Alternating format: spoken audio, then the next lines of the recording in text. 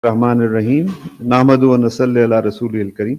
Assalamu alaikum. Very warm welcome to the Ministry of Foreign Affairs.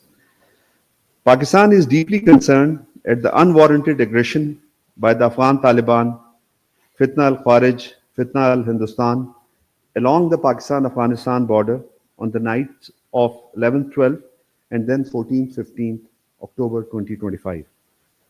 Such unprovoked actions aimed at destabilizing the Pakistan Afghanistan border belied the overall spirit of peaceful neighborhood and cooperative relations between the two neighboring countries. Pakistan, exercising its right of self defense, not only effectively repulsed the assaults all along the border, but also inflicted heavy losses on Taliban forces and affiliated terrorist groups operating from the Afghan soil in terms of men, material, and infrastructure. These infrastructures were used to plan and facilitate terrorist attacks against Pakistan. Our targeted and precise defensive response was not targeted towards the Afghan civilian population. Unlike Taliban forces, we exercise extreme caution in our defensive responses to avoid loss of civilian lives. At the Taliban regime's request and with mutual consent, the government of Pakistan and the Afghan Taliban regime decided to implement a temporary ceasefire which became effective 6 p.m. on 15th October 2025 and will span for 48 hours. During this period, both sides are making sincere efforts to find a positive resolution to this complex but solvable issue through constructive dialogue. Pakistan greatly values dialogue and diplomacy and a mutually beneficial relationship with Afghanistan.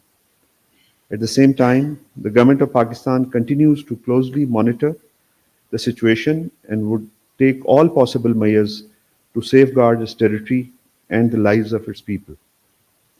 Pakistan strongly rejects assertions and insinuations by the interim Afghan foreign minister in India to divert attention from the presence of terrorist elements in Afghanistan.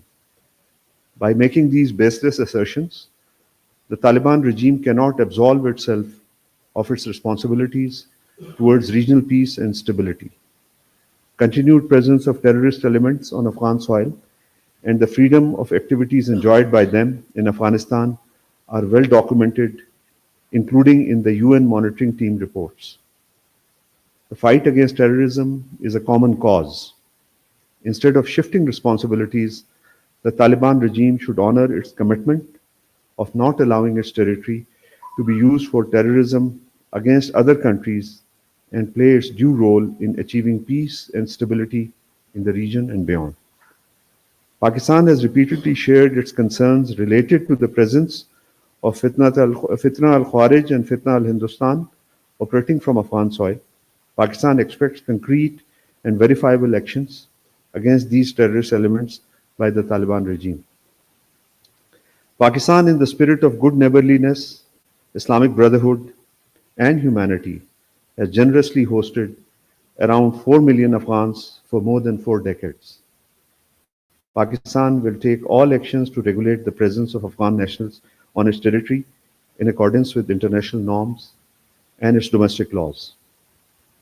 Pakistan is desirous of a peaceful, stable, friendly, inclusive, regionally connected, and prosperous Afghanistan. Pakistan expects the Taliban regime to act responsibly, honor its commitments, and play a constructive role in achieving the shared objective of rooting out terrorism from its soil.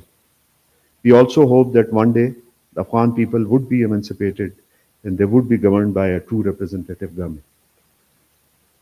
Pakistan has also conveyed its strong reservations on the elements of India-Afghanistan joint statement issued on 10th October 2025 in New Delhi to Afghanistan's ambassador to Pakistan. The reference to Jammu and Kashmir as part of India was in clear violation of the relevant UN Security Council resolutions and the legal status of Jammu and Kashmir.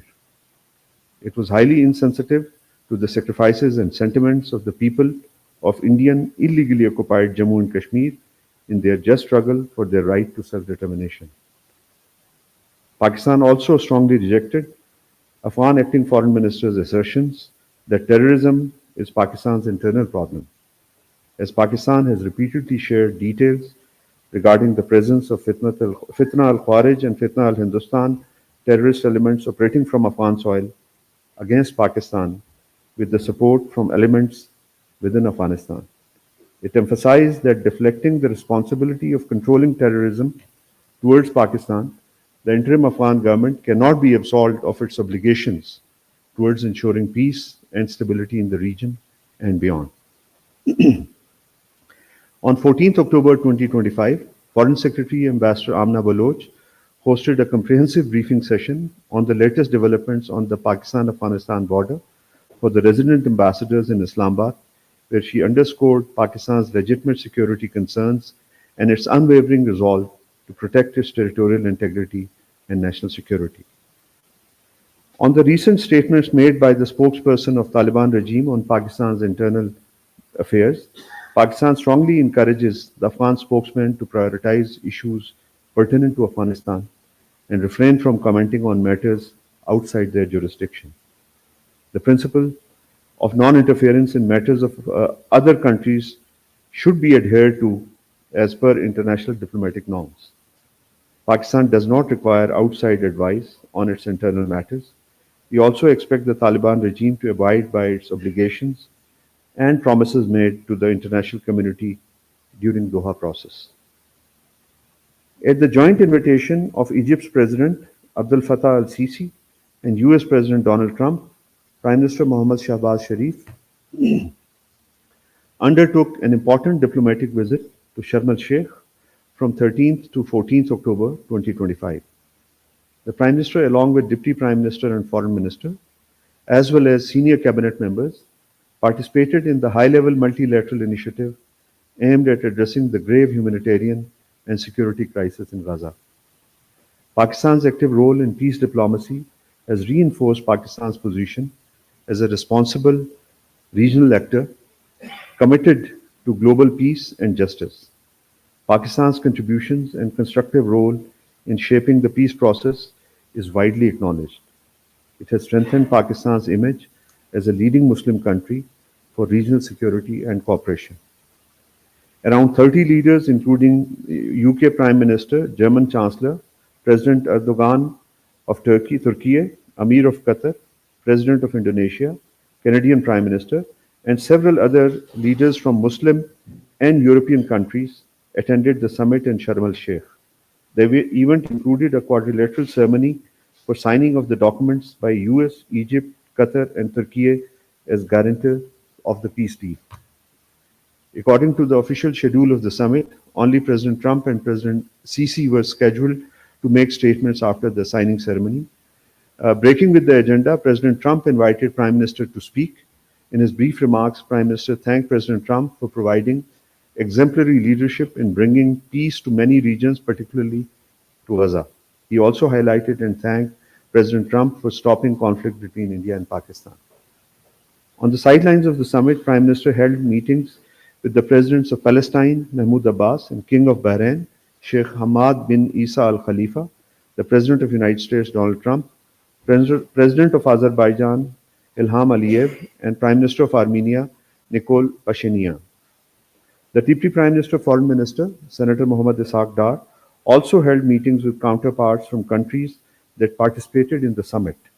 The Deputy Prime Minister, Foreign Minister, met the Foreign Minister of Egypt, President of Palestine, Secretary of State of the United States, Foreign Minister of Turkey.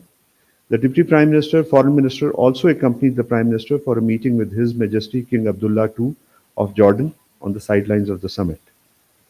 On his way back from Egypt, the Prime Minister stated that the reason Pakistan was so deeply involved in Gaza Peace Summit was because the most important priority for Pakistan was the immediate cessation of the genocidal campaign imposed on the people of Gaza. Along with other brotherly nations, this priority was stated and reinforced consistently. He expressed Pakistan's gratitude to President Trump, which was anchored in his promising that he would make it stop and delivering on that promise. He added further that Pakistan will continue to express its support and appreciation for President Trump's contribution to peace. The Palestinian people's freedom, dignity, and prosperity remains the primary concern for Pakistan. The establishment of a strong and viable Palestinian state with pre-1967 borders and Al-Quds al-Sharif as its capital remains the bedrock of Pakistan's Middle East policy and will remain so. Ahead of the summit in Sharm el-Sheikh, the Deputy Prime Minister, Foreign Minister held telephonic conversation with the Foreign Ministers of Egypt, Foreign Minister of Azerbaijan, Foreign Minister of Iran, and Minister of State for Foreign Affairs of Qatar on 11th October 2025 to deliberate over diplomatic efforts led by Arab Islamic countries to promote peace and stability in the region and strengthen coordination prior to the summit. On 16th October 2025, the Deputy Prime Minister, Foreign Minister, Senator Mohammad Ishaq Dar, received a telephone call from the Foreign Minister of Saudi Arabia regarding the regional situation and recent developments. The Saudi Foreign Minister appreciated Pakistan's commitment to peace and security in the region and emphasized the importance of collective efforts for stability.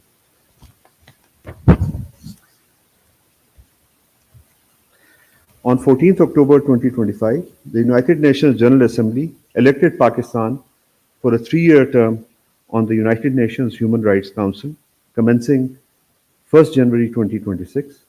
Pakistan secured its seat with a resounding majority of 178 votes. This election to the Council marks the 6th time Pakistan has been chosen for this role since the Human Rights Council's establishment in 2006. This recurring recognition underscores international community's trust in Pakistan's commitment to defending, promoting, and protecting human rights both domestically and globally, as well as its contribution to strengthening the international human rights system.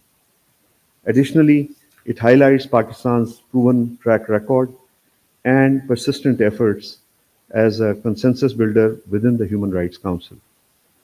During its forthcoming term as a member of the Human Rights Council, Pakistan will actively engage with the broader UN membership and civil society to advance all facets of human rights.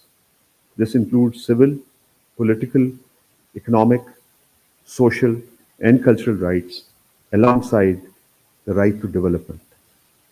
Pakistan will also lend its full support to Human Rights Council's mandate and reiterates its commitment to work with the international community on the basis of truce, tolerance, respect, universality, consensus building, and engagement. HRC is the platform for addressing human rights violations worldwide, including those in territories under foreign and illegal occupation. In accordance with the Council's mandate, Pakistan will continue to draw attention to the grave human rights violations by the Indian occupation forces in the Indian illegally occupied Jammu and Kashmir. Pakistan will similarly highlight the human rights violations in the occupied Palestinian territory. The Human Rights Council, an intergovernmental body based in Geneva within the United Nations system, is responsible for promoting and protecting human rights globally. Comprising 47 member states, the HRC addresses thematic human rights issues in specific situations requiring urgent attention. The Deputy Prime Minister, Foreign Minister, Senator Mohammad Ishaq Dar, received a telephone call today from the European Union High Representative, Vice President Kaja Kallas. They appreciated the frequent high-level exchanges and the positive momentum in Pakistan-EU relations. Both look forward to continued engagement in the bilateral and multilateral context, including during the upcoming Pakistan-EU strategic dialogue in Brussels in November. They also exchange views on recent regional and global developments. Before I finish my opening statement, I also want to convey to you this is my last press briefing, and Foreign Ministry has already appointed Ambassador Tahir Andarabi, an ambassador with a long